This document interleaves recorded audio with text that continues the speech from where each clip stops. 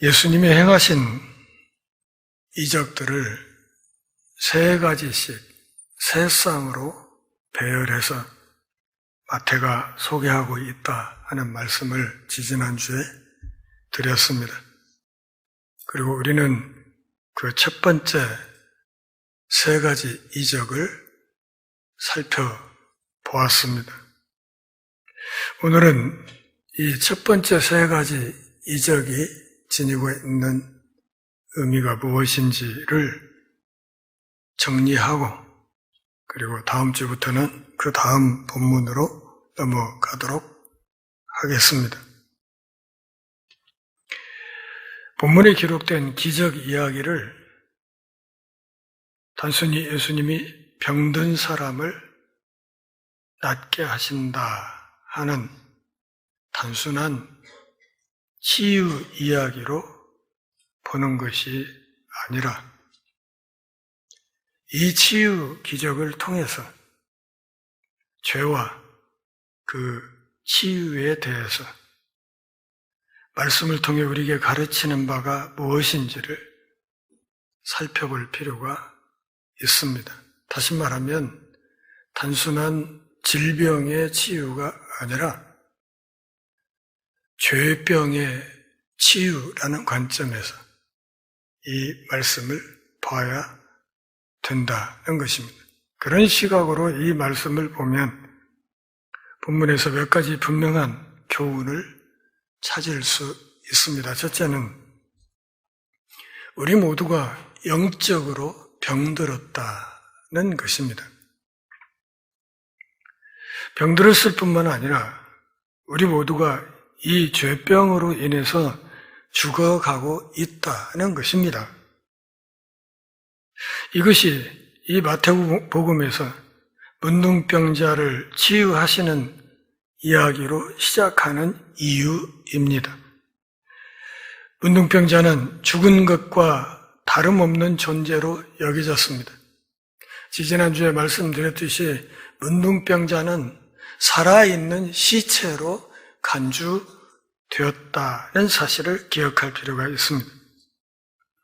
그러나 다른 이야기들에서도 같은 점을 지적하고 있습니다.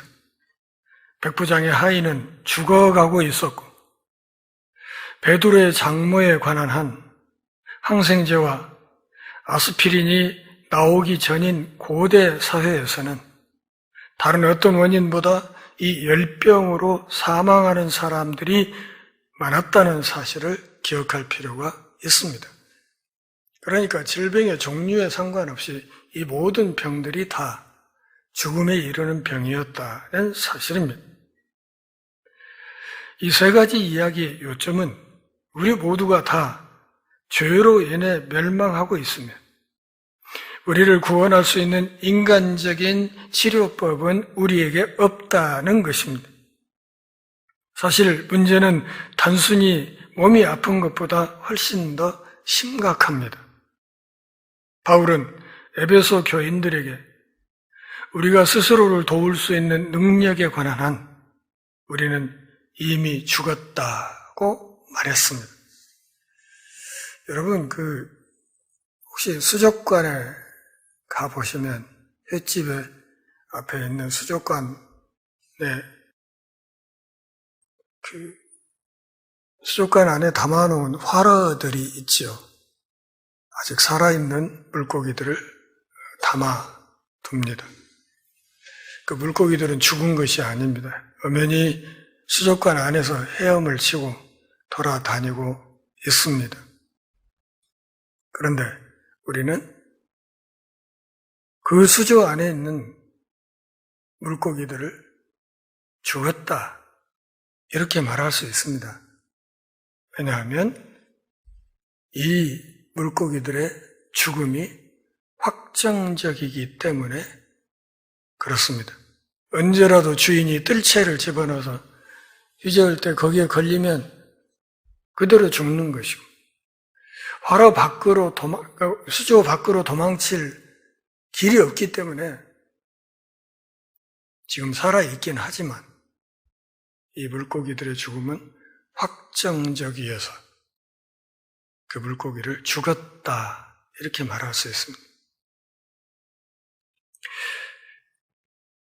그래서 사도 바울은 에베소 교인들에게 에베소서 2장 1절과 그리고 4절 5절에서 너희는 너희 허물과 죄로 죽었다 이렇게 말하고, 그러나 긍휼이 풍성하신 하나님이 우리를 사랑하심이 크사 우리가 허물로 죽었을 때 그리스도와 함께 살리셨느니라 이렇게 썼습니다.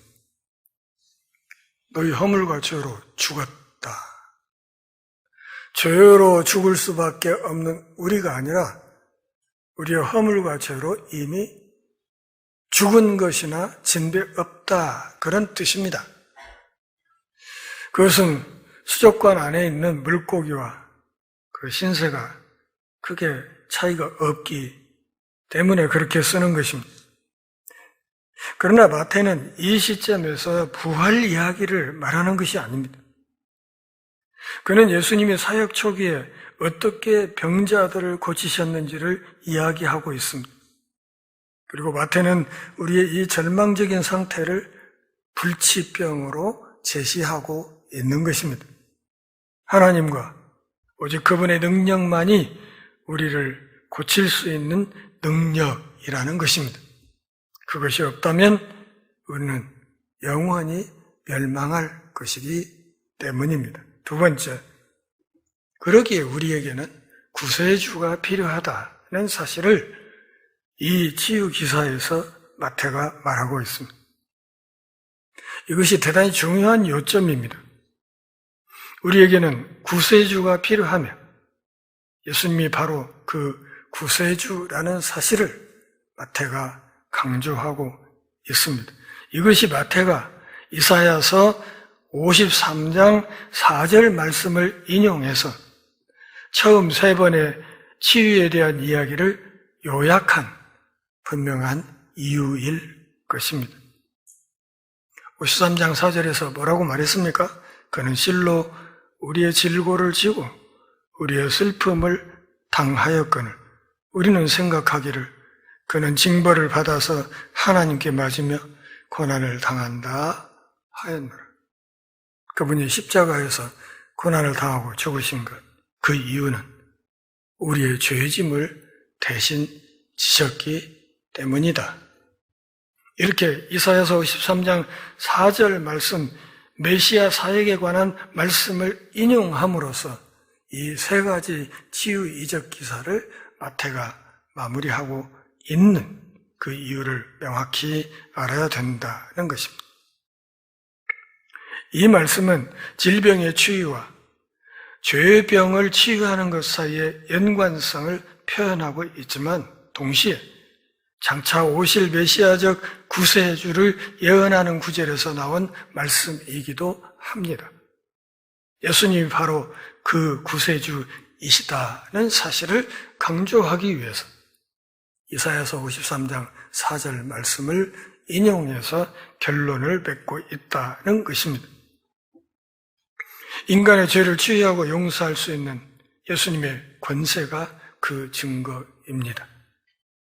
다른 구세주는 없습니다. 왜냐하면 다른 구세주는 그러한 능력으로 말하거나 치유하지 못하기 때문입니다. 세 번째, 그러기에 우리 모두에게는 믿음이 필요하다는 사실을 마태가 강조하고 있습니다.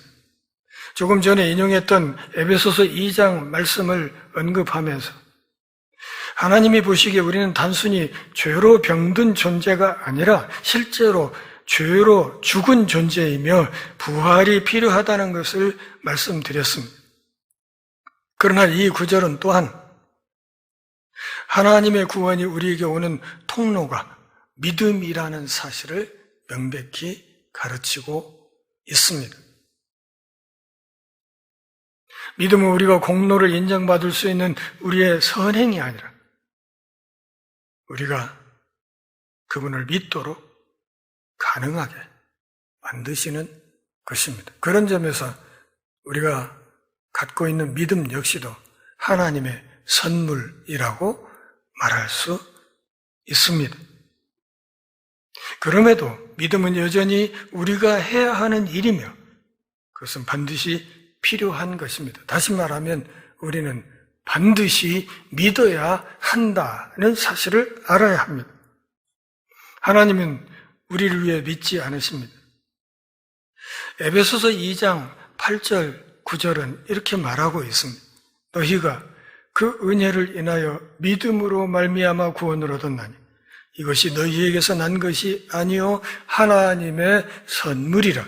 행위에서 난 것이 아니니 이는 누구든지 자랑하지 못하게 함이니라. 믿음으로 구원받았다. 그걸 자랑하지 못하게 하려고 그 믿음 자체도 하나님의 선물로 주셨다는 것입니다. 우리는 이 세 가지 치유 이야기 가운데 적어도 두 가지 이야기에서 믿음이 필요하다는 것을 알 수 있습니다. 문둥병자는 믿음이 있었습니까? 그렇습니다. 그는 분명히 믿음이 있었고 그의 믿음은 매우 놀라운 것이었습니다. 문둥병자는 할 수 있다면이 아니라 원하시면 이렇게 말했습니다. 할 수 있다면 저를 고쳐주세요. 이게 아니라 당신이 원하신다면 당신의 뜻 안에서 저를 고칠 수 있습니다.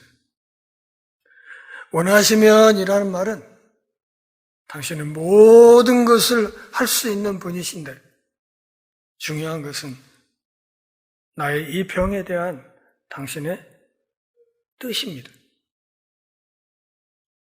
그 뜻이 있으시다면 저를 회복시킬 수 있습니다. 그것을 명확히 믿은 것이지요. 그는 예수님의 자신을 얼마든지 고쳐주실 수 있다고 믿는 데서 출발했습니다. 그러기에 당신이 원하시면 이렇게 그의 신앙을 고백하면서 치유를 요청했던 것입니다.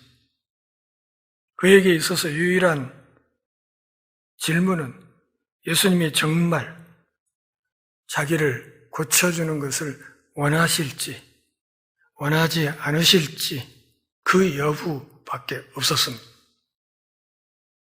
로마 백부장의 경우에는 우리는 이미 그의 믿음이 얼마나 탁월했는지 그리고 예수님께서 그의 믿음이 이스라엘에서 볼 수 있는 그 어떤 믿음보다 더 뛰어나다고 칭찬하신 것을 확인했습니다. 그는 예수님의 하나님의 권위와 능력으로 말씀하신다는 것을 충분히 이해했습니다. 그래서 자기가 로마 군대의 중대장이라고 자기 밑에도 100명 정도의 부하가 있다고 그리고 자기 위에도 상관이 있다고 그러기에 자신도 상관의 말에 따라서 움직이고 있으며 자기 수하에 있는 부하들도 자기가 하라는 대로 그 말에 따라서 이렇게도 하고 저렇게도 한다고. 그러니 당신은 우주의 권세를 지니신 분이시므로 당신이 그냥 말씀만 하시면 직접 우리 집에 찾아가셔서 내 종을 만지거나 어떻게 해서 고쳐주시지 않더라도 멀리 떨어진 이곳에서라도 당신이 말씀만 하셔도 저 먼 곳에 있는 나의 종이 나을 것을 믿는다고 예수님께 고백했던 것입니다. 예수님이 자기 종을 고치시기 위해 자기 집에 들어가실 필요조차 없었다고 이야기했습니다. 그러자 예수님은 그의 믿음대로 그분의 말씀으로 그리고 멀리서 그의 종을 고쳐줄 수 있었습니다. 말씀하시고 그대로 된 것입니다. 말씀하셨다? 그대로 되었다. 어디서 많이 본 이야기 아닙니까? 창세기 1장. 하나님의 창조기사에서 하나님이 가라사대 하나님이 말씀하시면서 이렇게 되라 하면 그대로 되니라. 말씀하시니 그대로 되었다. 이것이 비록 사람의 몸을 입고 왔지만 나사렛 예수님을 우리가 하나님으로 믿는 결정적인 증거입니다. 말씀하신 대로 그대로 되는 존재는 하나님밖에 없기 때문입니다. 이것이 바로 우리 모두가 죄에서 구원받기 위해 우리 모두에게 필요한 것입니다. 우리의 상태는 절망적입니다. 요즘 이 지구촌 돌아가는 모습을 잘 보십시오. 희망적입니까? 저는 그렇게 보지 않습니다. 지금 이 순간에도 전쟁 특성에서 얼마나 많은 애꿎은 생명들이 죽어가는지 모릅니다. 얼마나 많은 가정이 파괴되고 있는지 모릅니다. 얼마나 많은 사람들이 가슴에 한을 품고 남은 삶을 살아야 될지 모릅니다. 지구촌 유일의 분단 국가인 우리나라 역시 언제 전쟁의 화약통이 터질지 모르는 그런 상황에서 하루하루가 가고 있습니다.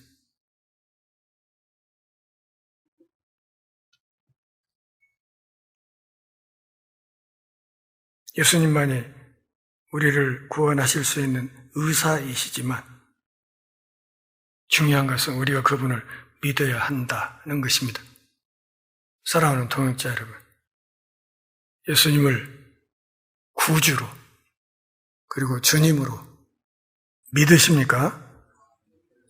믿음은 우리에게 가장 필요한 것, 정말 치명적으로 중요한 것입니다. 전 라일 주교가 이렇게 물었습니다. 우리 각자는 이 믿음에 대해 무엇을 알고 있습니까? 배움이 적을지라도 믿고 있습니까? 그리스도의 대의를 위해 헌금하고 일할 기회가 비록 적을지라도 믿고 있습니까? 복음을 전할 수도 하나님의 말씀을 쓸 수도 주장할 수도 없을지라도 그래도 믿습니까? 이 질문에 답할 수 있을 때까지 이 질문을 쉬지 않기를 바랍니다. 그리스도에 대한 믿음은 하나님이 보시기에 가장 귀한 것이며 가장 귀한 것만큼 드문 것도 없습니다. 그래서 예수님은 종말론 강화에서 늘 그렇게 말씀하시죠. 인자가 올 때 세상에서 믿음을 보겠는가? 이 말은 예수님 다시 오실 때 이 세상의 믿음이 참 귀할 것이라는 이야기를 전제한 말씀입니다. 인자가 올 때 믿음을 보겠는가?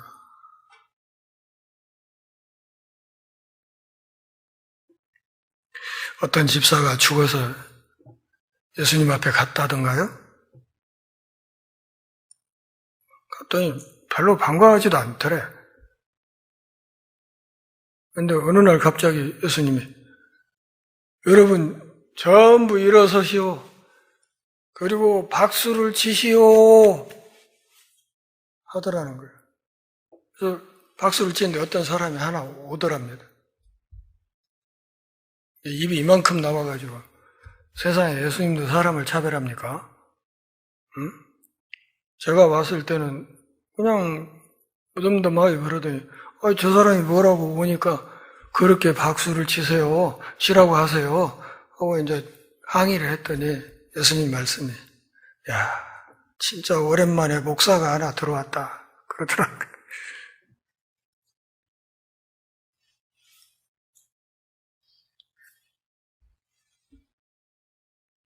인자가 올 때 믿음을 보겠는가?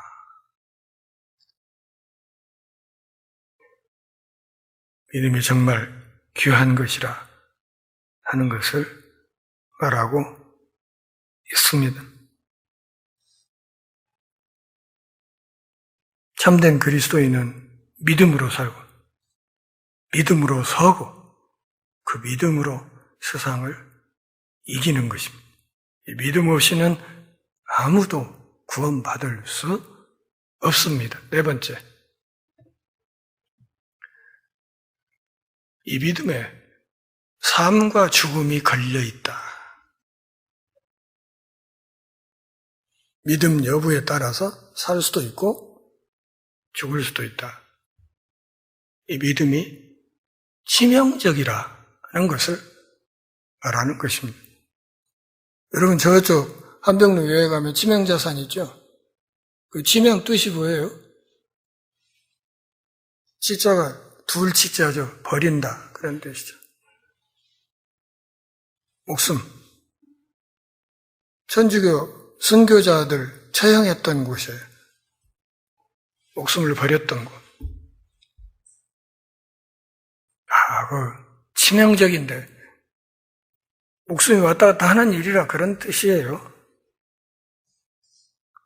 그러기에 이것은 우리들이 고려해야 될 가장 중요한 문제라고 말할 수 있습니다. 왜냐하면 우리들의 삶과 죽음, 곧 지금 부분적으로 누릴 수 있는 하나님의 생명이 이 믿음에 전적으로 걸려있기 때문입니다.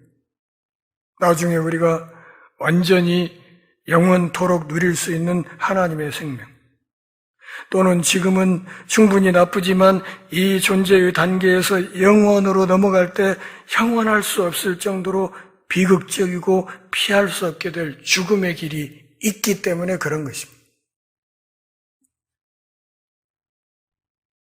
12절 말씀을 다시 한번 확인하기 위해서 읽어보실까요?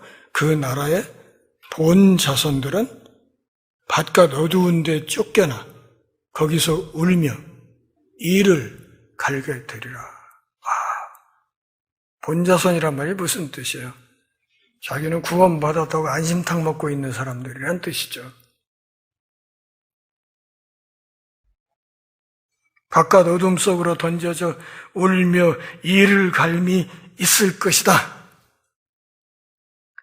한국 누가의 그 의대생들 상대로 제가 25년간 사역을 할 때 가끔 그런 이야기를 했죠. 나중에 새하늘 새 땅에 가면 나는 실업자다. 어디 예수님 앞에서 내가 말씀을 따따붙다 하겠냐.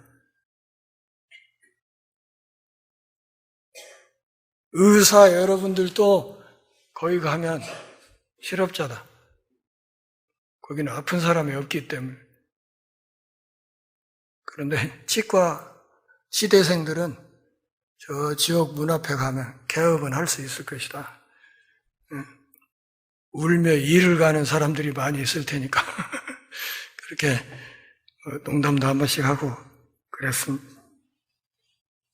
얼마나 고통스러우면 이를 뿌득뿌득 갈면서 힘들어 하겠습니까? 12절에 있는 이 말씀, 얼마나 무서운 말씀입니까?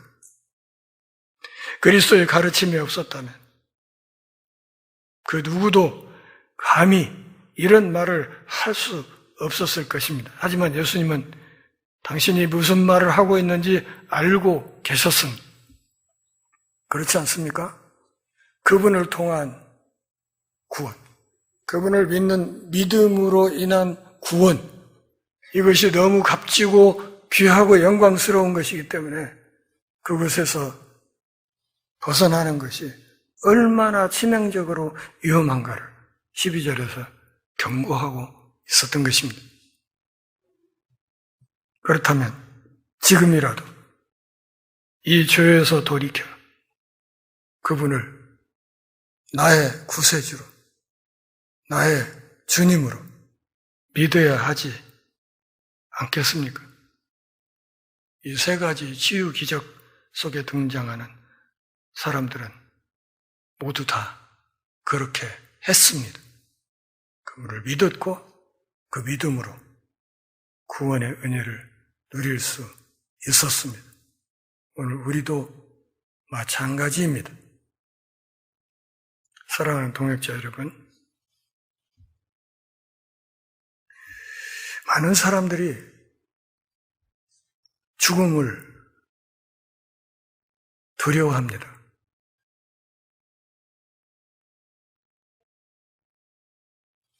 그러면서도 또 어떤 사람들은 뭐 죽으면 다 끝이지 뭐 이렇게 통큰 얘기를 해요. 죽으면 다 끝이지. 여러분, 그 말대로 죽음이 그냥 끝이라면, 죽는 것으로 모든 것이 끝나버린다고 하면 걱정할 게 뭐가 있어요? 안 그렇습니까? 그런데 예수를 믿고 안 믿고 간에 모든 사람들이 죽음을 두려워한다는 것은 그게 끝이 아니라는 것을 어렴풋이 알기 때문입니다. 끝이 아니고 그 이후에 어떤 삶이 있다는 것을 어렴풋이 짐작하기 때문에 그렇게 두려워하는 것입니다. 그 두려움으로부터 근원적으로 우리를 건지실 우리의 구세주, 그리고 이 땅을 사는 동안 우리의 삶을 다스리고 이끌어 가실 주님이신 그분을 지금 이 자리에서 확실하게 믿는 것이 영원한 생명에 들어가는 길이라는 사실을 분명히 아시기를 바랍니다. 그 믿음이 우리를 살아가게 할 것이고 그 믿음이 우리를 영원토록 살게 할 것입니다. 기도하겠습니다. 하나님 아버지, 주님의 은혜와 사랑 안에서 오늘도 우리가 경배하며 주의 말씀을 듣는 복 주셔서 고맙습니다. 삶이 다하는 그날까지 우리 주 예수님을 구주로, 주님으로 온전히 믿고 따르며 주님의 종이 되어 거룩한 삶을 힘있게 살아갈 수 있도록 은혜를 허락하여 주옵소서. 우리의 그 거룩한 발걸음이 세상의 소금이 되고 세상의 빛이 된다는 사실을 한시도 잊지 않게 하옵소서. 예수님의 이름으로 기도합니다. 아멘.